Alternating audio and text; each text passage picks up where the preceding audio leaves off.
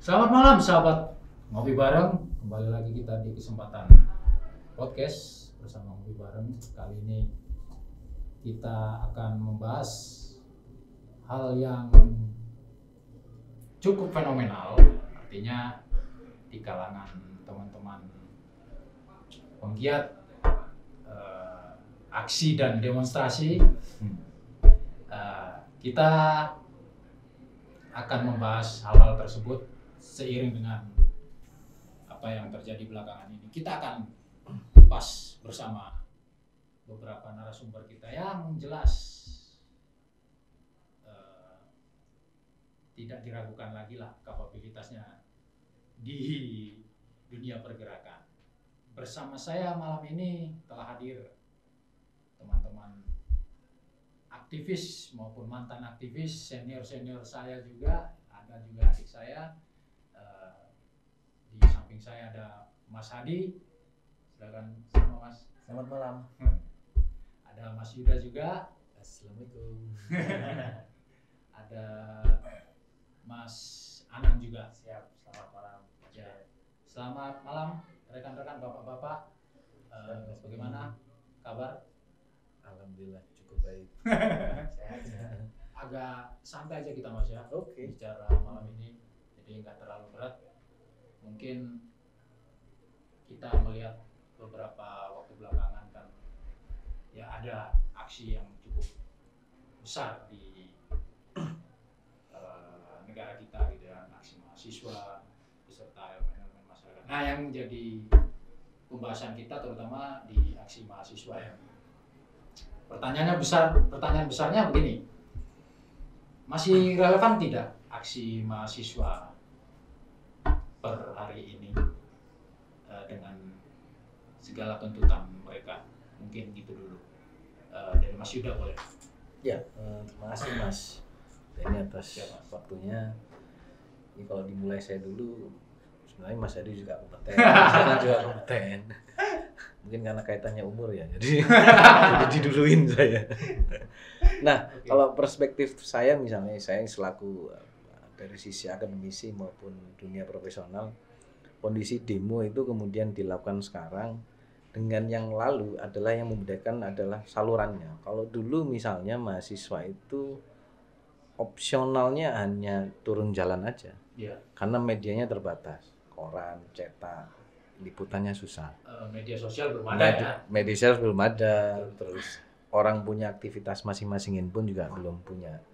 Sekarang orang bisa mengakses seluruh aktivitinya dengan personal. Itu yang satu. Kemudian yang kedua, apa kemudian relevan hari ini salurannya harus kemudian turun ke jalan? Saya pikir itu akan jadi opsi yang terakhir kalau dari saya selaku melihat kondisi fenomena. Tapi itu kemudian terjadi karena ada kebuntuan dari saluran yang kemudian sudah disampaikan.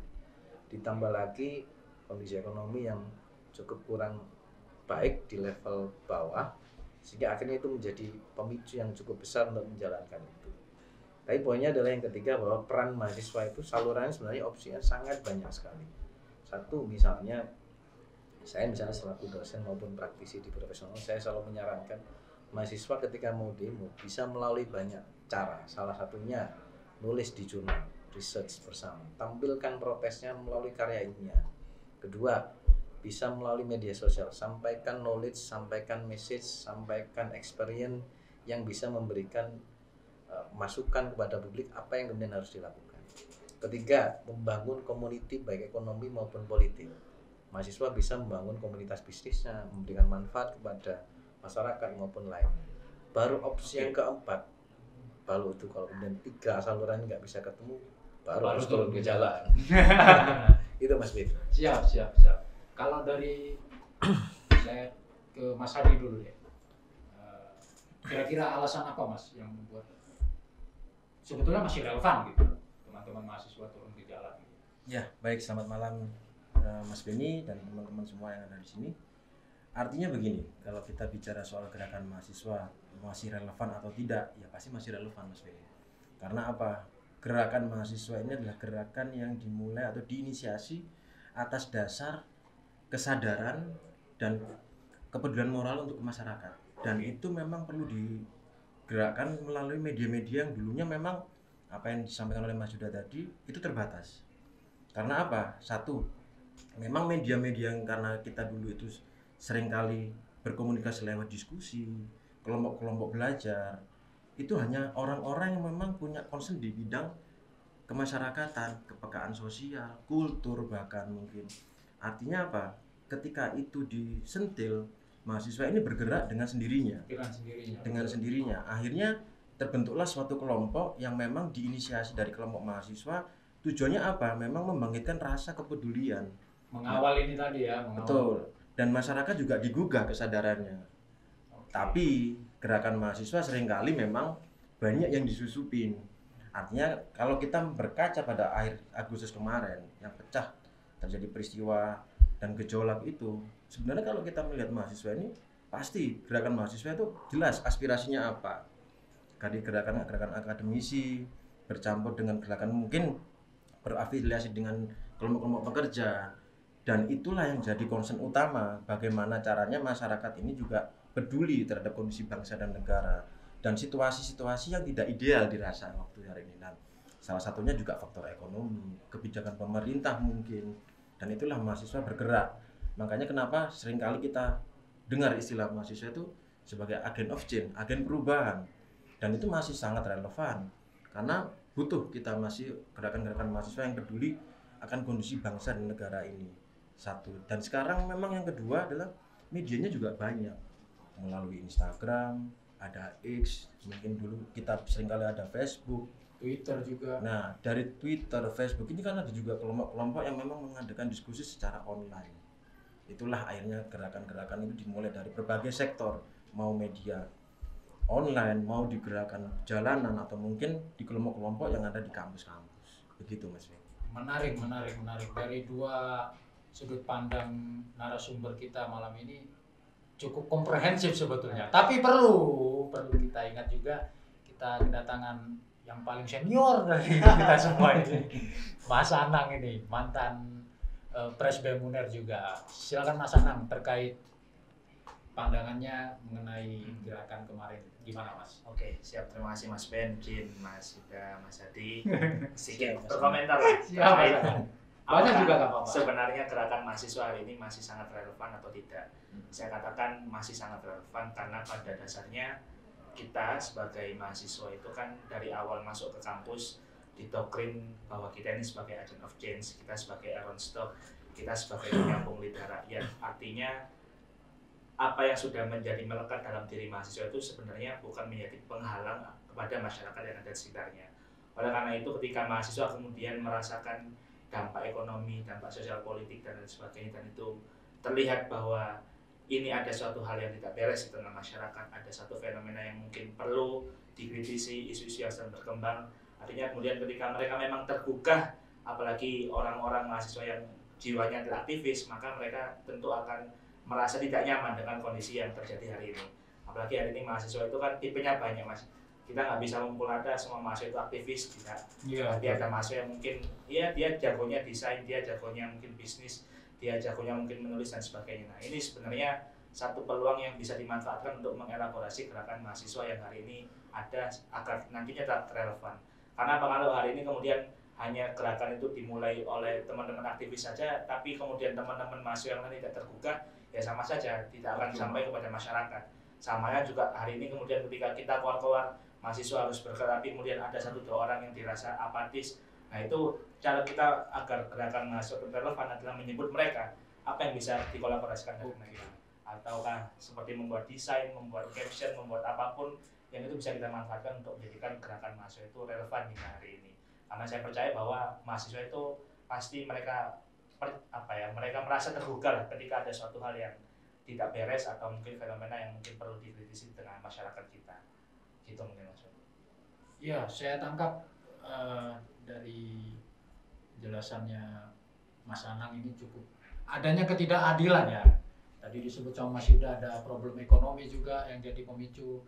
Mas Hadi juga bilang ada sedikit gaya komunikasi pemerintah, kebijakan pemerintah yang kurang berkenan di masyarakat grassroots. Lalu dari Mas Anang juga bilang bahwa ya itu kemudian bercampur menjadi sebagai bahan bakar terjadinya gerakan kemarin yang cukup masif di berbagai kota gitu.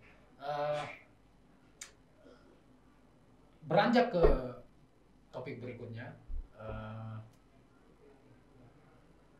kira-kira ada tidak ya perbedaan pola atau metode gerakan hari ini dengan yang dulu, Mas? Ada tidak kira-kira yang menjadi pembeda gitu? Kenapa hari ini kayaknya masih banget gitu, sedangkan cepat gitu ya, dari kota ini terus besoknya sudah kota ini terus cepat banget, sedangkan dulu kayaknya penyebaran beritanya itu masih sedikit lambat lah ya. Kira-kira apa Mas yang jadi faktor pendukung atau faktor pemicu gerakan ini agak berbeda gitu dengan yang dulu? Salah satu yang paling krusial itu, saya boleh ngutip bukunya Samuel Huntington tentang Clash of Civilization. Jadi di situ ada benturan peradaban, itu buku tahun lama, tahun saya masih kuliah. Dia itu menjelaskan, bayang tahun 2005 dia menjelasin buku itu ke depan tidak akan ada batasan wilayah dan orang personal. Dan itu kemudian ditafsirkan pada hari ini adalah komunikasi. Kita bisa berinteraksi dengan siapapun, kapanpun, dan dimanapun. Betul.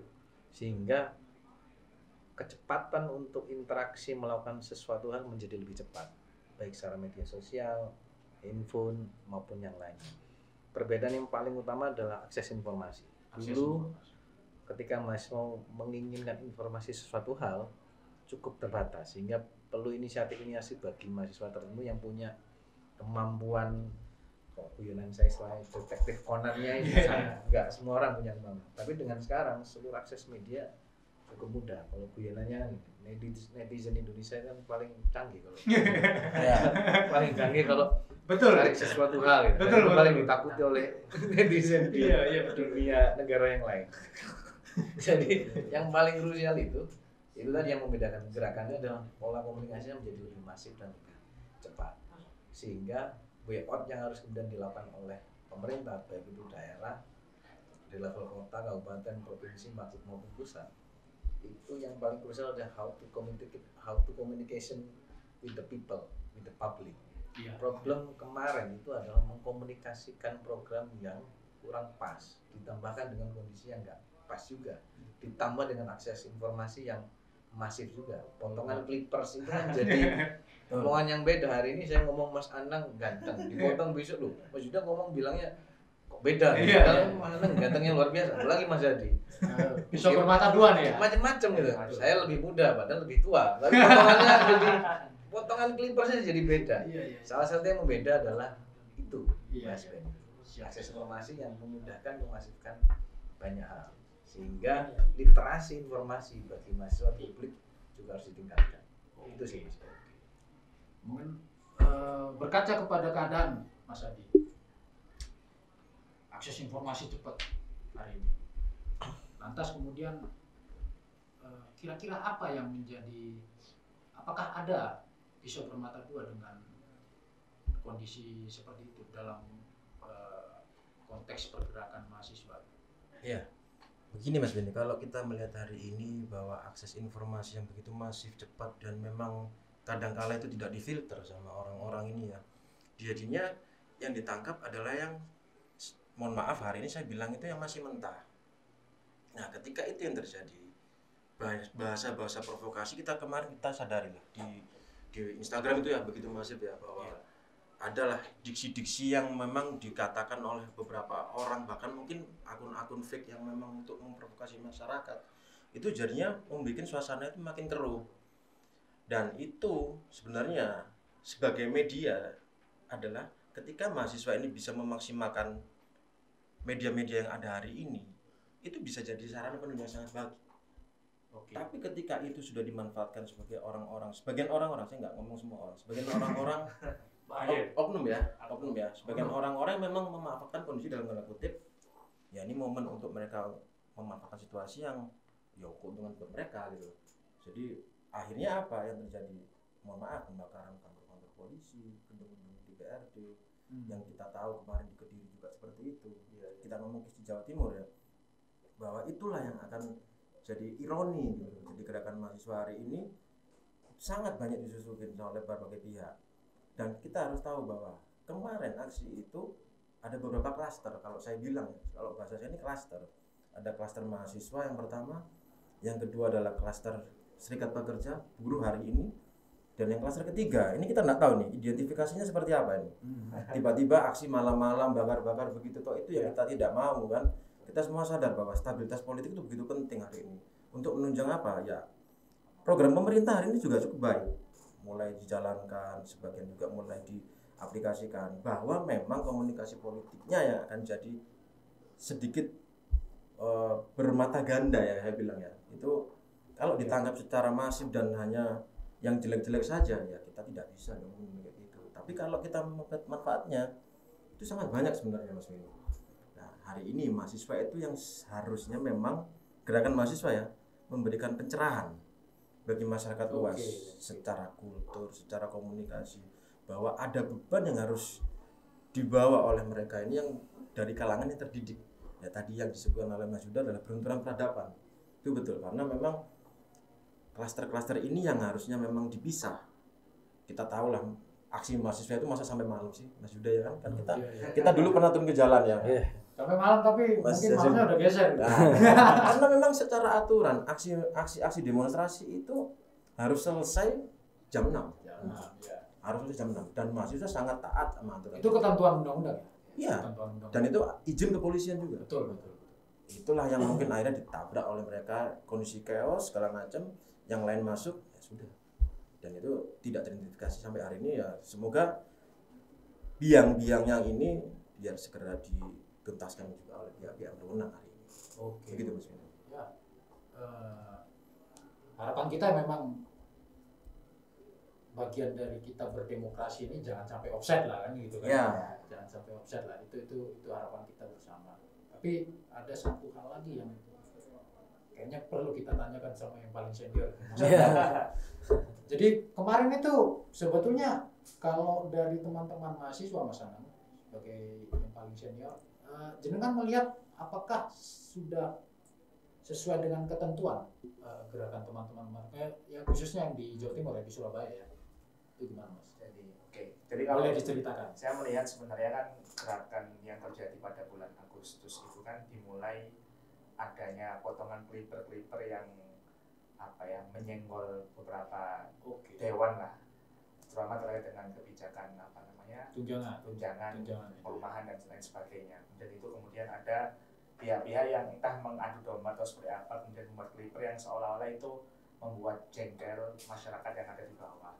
Ada kemudian potongan video Ibu Sri Mulyani yang sebenarnya tidak mengatakan guru itu bernegara.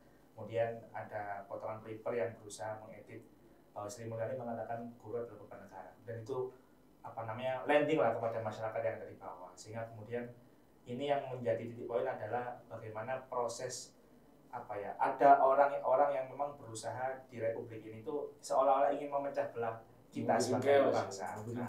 Artinya kemudian mahasiswa tidak boleh kemudian terjebak dalam proses yang seperti itu. Artinya ketika kita ingin menyampaikan pendapat, menyampaikan aksi, demonstrasi dan sebagainya, ya kita harus berangkat dari kajian, berangkat dari apa yang menjadi keyakinan kita.